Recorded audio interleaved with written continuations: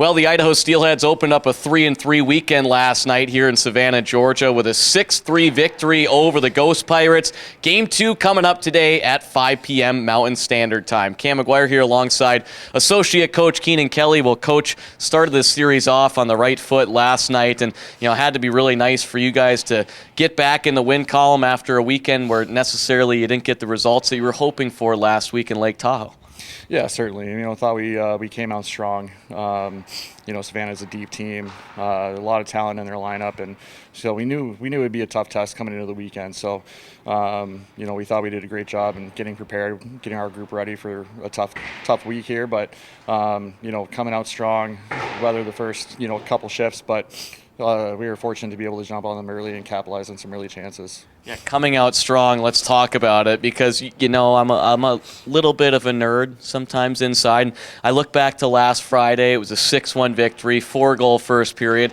Last night, 6-3 win, 3-goal first period. You guys scored 2 goals in the opening 2 minutes of the game. Take me down to ice level on the bench, because I'm sure the mood was pretty high when you had that early lead. Yeah, absolutely. It's always nice to build early cushions and create that separation early, but obviously when you build that type of momentum early on, it's easy to be confident and have a lot of fun and be energetic on the bench. And I thought our guys did a fantastic job of doing that, picking each other up. But the biggest thing is you got to be able to maintain. And something that we've noticed throughout the season is, there's times where we've kind of had some lapses after big cushions. So just making sure that we're still accountable, still dialed into our structure, and playing honest Steelheads hockey. So just got to make sure we're consistent with that effort. Let's look at the atmosphere, because it was an unbelievable atmosphere inside this building. I mean, they nearly sell out pretty much every game. I think it was 7,400 announced last night. But you guys were able to use that towards your advantage. Yeah, coming into a great building like this, it's a lot of fun to play, right? And you feed off that type of energy that's in the building, and the type of presentation that they put on. And even Keenan and I were kind of joking about how great the sound system is, because you can feel the bass standing on the bench. So we were having a good laugh about that in between periods. But when you come into a building like this, it's a hostile environment, and for your guys to respond the way they did, it was fantastic to see. So anytime you can quiet an opposing building, it's always a huge success for us. You guys at one point were up 5-1 in this game. Ghost Pirates, they clawed back in the third period, pulling the game back within 2 about midway through the third period. But kind of a theme that we always talk about, no panic on the bench. Yeah, our mantra is, right, man in the neutral, live in the neutral. So for us, it's just another shift. Nothing's hurt, since obviously we were pretty accountable up to that point, and just kind of a squirrely 5 minutes there.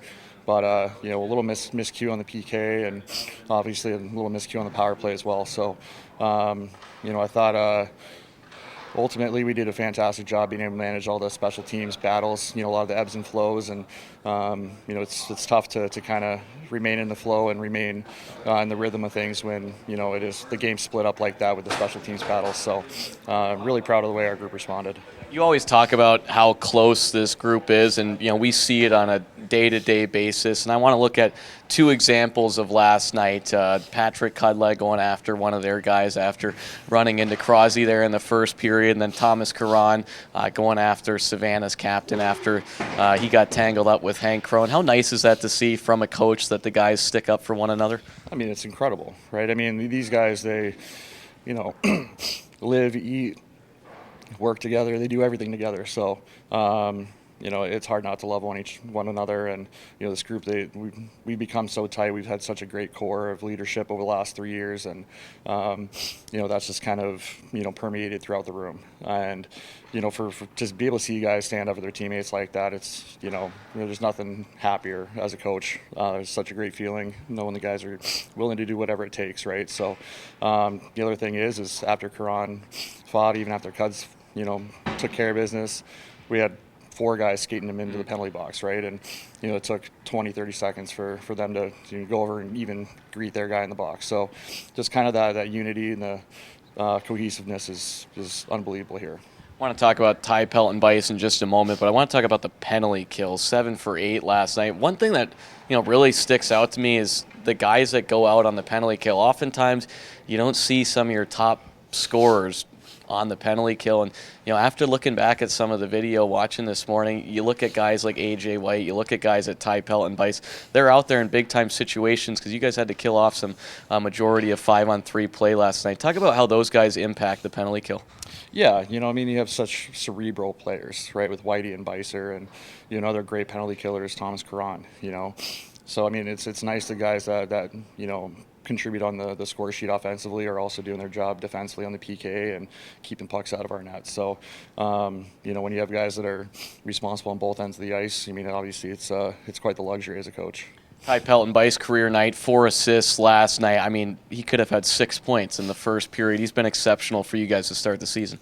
Yeah, Bicer, he's such an intelligent player, so fluid, so smooth, and you give that kid any time and space, he's going to make a play and hurt you. So, for him to have an impact on the first 4 goals last night, like we talked about earlier, it's he had an opportunity to bury one with an open net, which is normally automatic from there, but had to deal with a bit of a bouncing puck. But it's indicative of the impact he has in our group. He's such a huge impact. He's becoming more vocal this year and really coming out of his shell and developing into a leader on and off the ice. So for him to be rewarded with that type of offensive output it's special.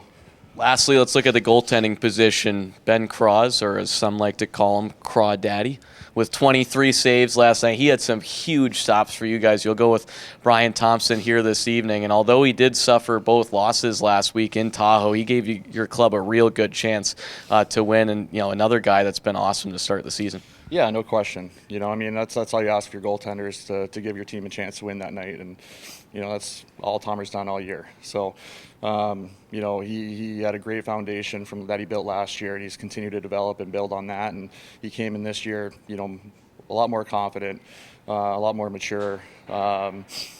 Just puck handling, game management. So, he's done a fantastic job, and, ultimately we have to be better in front of him defensively and put up a better effort. So, that's going to be a huge message going into tonight.